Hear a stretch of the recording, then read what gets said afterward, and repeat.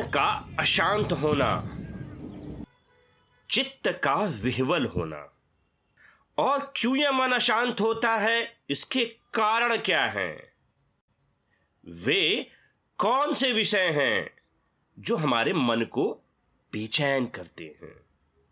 तो तथागत बुद्ध के अनुसार हमने उन 3 कारणों को देखा जो हमारे मन को अशांत करते हैं। वे हैं कामाश्रय, भवाश्रय और अविद्याश्रय। और इन्हीं तीनों के विस्तार को पिछले कई वीडियो से हम समझ रहे हैं कि मन के अशांत या चित्त मलों या मानसिक अशुद्धियों के प्रवाह का पहला कारण यानी कामाश्रय हमारे इंद्रियों से उत्पन्न आनंद और उन्हें भोगने की तीव्र इच्छा। आंख, कान, नाक, जीभ व शरीर का जब अपने विषय से संपर्क होता है तब सुखद वेदनाएं उत्पन्न होती हैं और उन्हें बार बार भोगने की तीव्र इच्छाएं मन को अशांत कर देती हैं। दूसरा है भवाश्रय। इस संसार से जुड़ने का भाव, सांसारिक विषयों के प्रति गहरी आसक्ति मन को अशांत कर देती है। और तीसरा है अविद्याश्रय। यथार्थ सत्य का अभाव, अज्ञानता के ऊपर बनी विश्वसनीयता जीवन को भ्रमित कर इसे अशांत कर देती है। तो ये 3 कारण हैं मन के अशांत होने की। अब इसे पहचाना कैसे जाए और किस प्रकार से इन्हें दूर किया जाए, या हम क्या करें जिससे हमारा अशांत मन निर्मल हो जाए, चित्त ठहर जाए, शांत हो जाए। और इन्हीं प्रयासों में तथागत बुद्ध सहायता करते हुए निर्देश देते हैं। इसी का वर्णन दिग् निकाय के जलीय सूक्त में मिलता है। इस सूक्त के अनुसार बुद्ध कौशाम्बी के घोषिताराम में विहार करते समय मुंडीय परिव्राजक और दारुपत्तिक के शिष्य जलीय ने बुद्ध से प्रश्न किया, आउस गौतम, जो जीव है वही शरीर है या जीव दूसरा है और शरीर दूसरा है? तो यहां पर अविद्या आश्रय से जुड़ा एक प्रश्न बुद्ध से पूछा जाता है और वह है इस जीवन के बारे में कि जो जीव है वही शरीर है या जीव दूसरा और शरीर दूसरा। यहां पर आत्मा या मृत्यु के बाद के जीवन इत्यादि विषयों पर चर्चा की गई है। तो इनके उत्तर में इसी सूत्र में बुद्ध आगे कहते हैं कि बुद्ध ने उन्हें समझाया कि संसार में जब कोई तथागत के बतलाए हुए मार्ग पर चलकर शील में प्रतिष्ठित हुआ, अपने चित्त से 5 निवरणों को दूर कर प्रथम ध्यान को प्राप्त कर विहार करता है, तब उसके लिए यह प्रश्न अप्रासंगिक हो जाता है, जो जीव है वही शरीर है या जीव दूसरा और शरीर दूसरा है? तो यहां पर बुद्ध अपने द्वारा बतलाए मार्ग का अनुकरण करते हुए शील में प्रतिष्ठित होते हुए 5 निवरणों के दूर रखने का पालन किया जाए, ध्यान का अनुकरण करने के लिए कहते हैं। यहां पर 5 निवरणों के साथ बुद्ध 4 ध्यान का पालन करने के लिए कहते हैं, जिससे अशांत मन को शांत करने में सहायता मिलती है। तो यहां पर सबसे महत्वपूर्ण है कि किस प्रकार 5 निवरणों के दूर रखने का पालन किया जाए और ध्यान कैसे किया जाए। तो सबसे पहले 5 निवरण समझते हैं। इन 5 निवरणों को दूर करने के पश्चात ही सही रूप में प्रथम ध्यान लगता है। और वो 5 विषय या निवरण हैं जिन्हें हमसे दूर करना चाहिए। उनमें पहला है कामराग। कामराग का अर्थ इंद्रिय सुखों को भोगने की तीव्र इच्छाएं या तृष्णा। बुद्ध के अनुसार तीव्र इच्छाएं अंधा बनाकर परेशानी में डाल देती हैं। इनसे दूर रहना चाहिए। दूसरा निवरण है हिंसा भाव।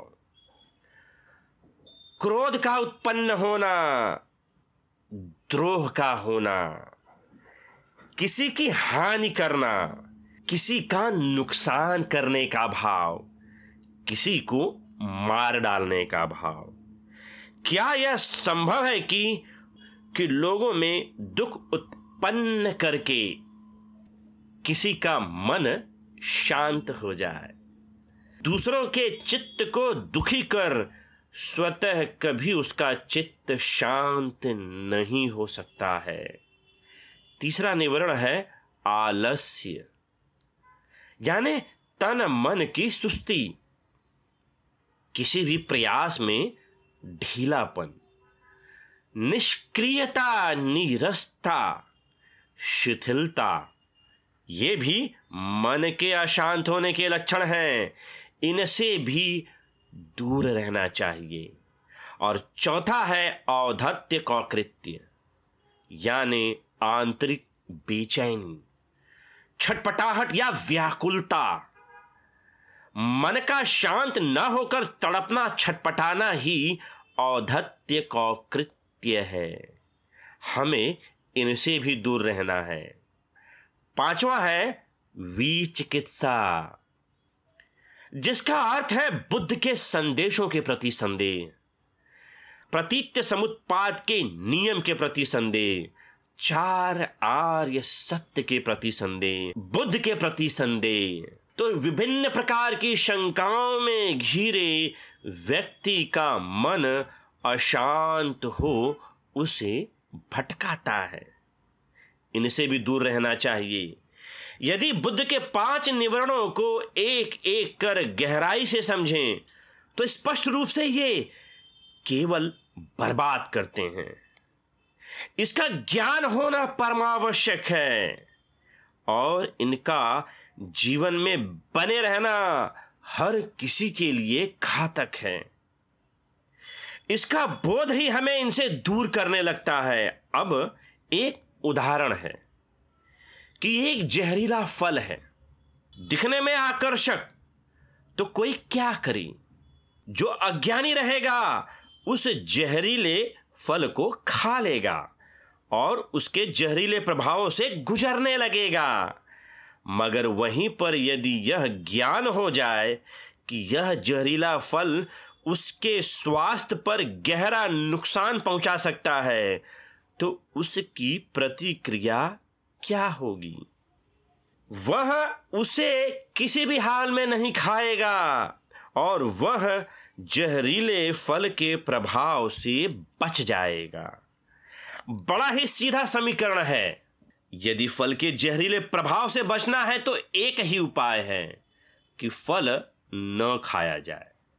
बुद्ध के शब्दों में यदि कारण समाप्त कर दे तो परिणाम अपने आप समाप्त हो जाएगा।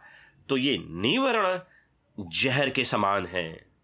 कामराग, हिंसा भाव, आलस्य, औद्धत्य कौकृत्य और विचिकित्सा, इनका साथ रहना ही जहरीले फल के समान है। यदि इन्हें दूर नहीं किया गया तो मन अशांत रहेगा ही। बड़ा ही स्पष्ट समीकरण है। यदि जहरीले फल का ज्ञान हो जाए तो कोई भी जहरीला फल नहीं खाएगा।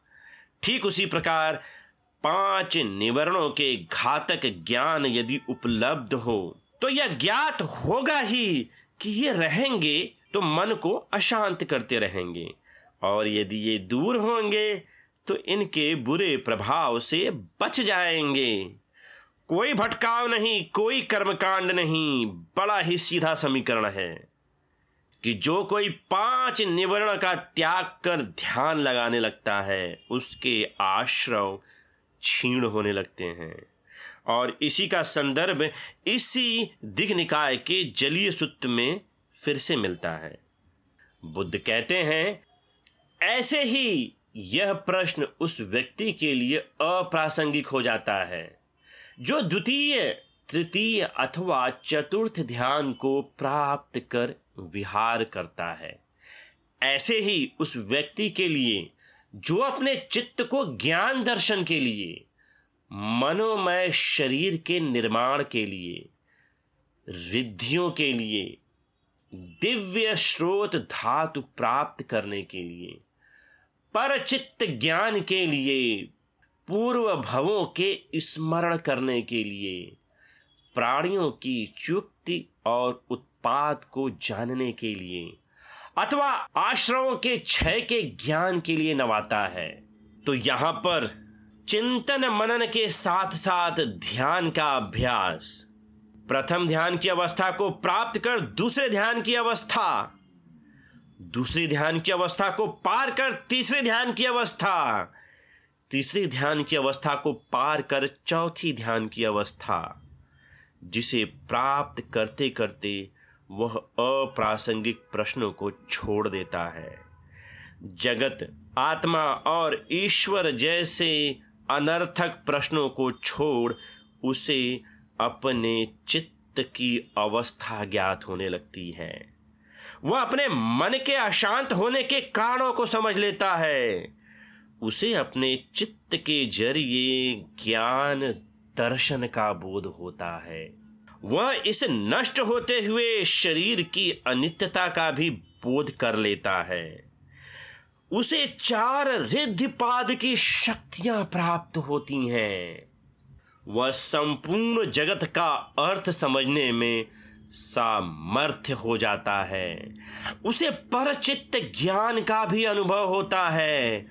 वह अपने भव की परिस्थितियों को समझने में सक्षम हो जाता है। वह इस बात का भी बोध कर लेता है कि किस प्रकार उसका भव बंधन ही उसके मन को अशांत किए हुए है और लगातार उसके जीवन में दुख उत्पन्न करने का मूल कारण है। और यही प्राणियों को उत्पन्न कर लगातार दुखों के प्रवाह को बनाए रखता है। और ये सभी बोध ज्ञान आश्रय की सभी परिस्थितियों को जानने में सहायक होता है। वह यह भी जान लेता है कि किस प्रकार कामाश्रय, भवाश्रय और अविद्याश्रय ये हमारे अंदर उत्पन्न हो रहे हैं। यह हमारी प्रज्ञा या बुद्धिमत्ता ही है जो इसे उत्पन्न हुए आश्रय को जानने लगती है। वह अपने आश्रय को उत्पन्न होते हुए और बढ़ते हुए देखता है। वह यह भी जान जाता है कि यह आश्रय कैसे अपनी चपेट में लेकर उसके अंतर मन को अशांत कर रहे हैं। लगातार बोध ज्ञान की श्रृंखला आगे बढ़ते हुए हमें 4 आर्य सत्यों का बोध कराती है। और इसी के संदर्भ में तथागत बुद्ध इसी दिव्य निकाय के जलीय सूत्र में कहते हैं, इस अंतिम अवस्था के प्राप्त होने पर तो वह अपनी प्रज्ञा से जानने लगता है कि यह दुख है, यह दुख का समुदय है, यह दुख का निरोध है, यह दुख का निरोध कराने वाला मार्ग है। वह इसे भी प्रज्ञा से जानने लगता है कि यह आश्रय है, यह आश्रयों का समुदय है, यह आश्रयों का निरोध है, यह आश्रयों के निरोध कराने वाला मार्ग है। उसके इस प्रकार जानते देखते उसका चित्त कामाश्रयों से भी मुक्त हो जाता है, भवाश्रयों से भी, अविद्याश्रयों से भी। तब उसे ज्ञान होता है, मैं मुक्त हो गया, मैं मुक्त हो गया। तो ध्यान की अंतिम अवस्था में साधक संपूर्ण जीवन का सार समझ लेता है।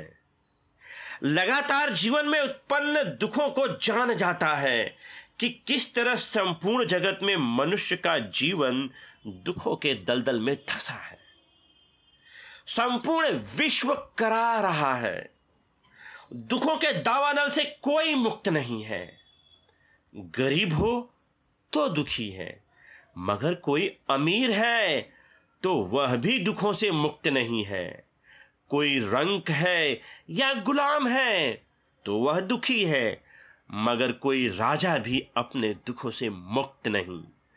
कोई जात हो, कोई धर्म हो, दुखों ने किसी को नहीं छोड़ा है। और ऐसा नहीं है कि कोई एक ही दुख लगातार किसी को परेशान करता है। एक के बाद एक लगातार उत्पन्न हो रहे ये दुख लोगों के अश्रुओं का कारण है। तथागत बुद्ध इन सभी आंसुओं की तुलना महासागरों के जल से करते हैं कि लोगों ने दुखों के दलदल में फंसकर इतने अश्रु बहाए हैं कि महासागरों का जल भी कम पड़ेगा।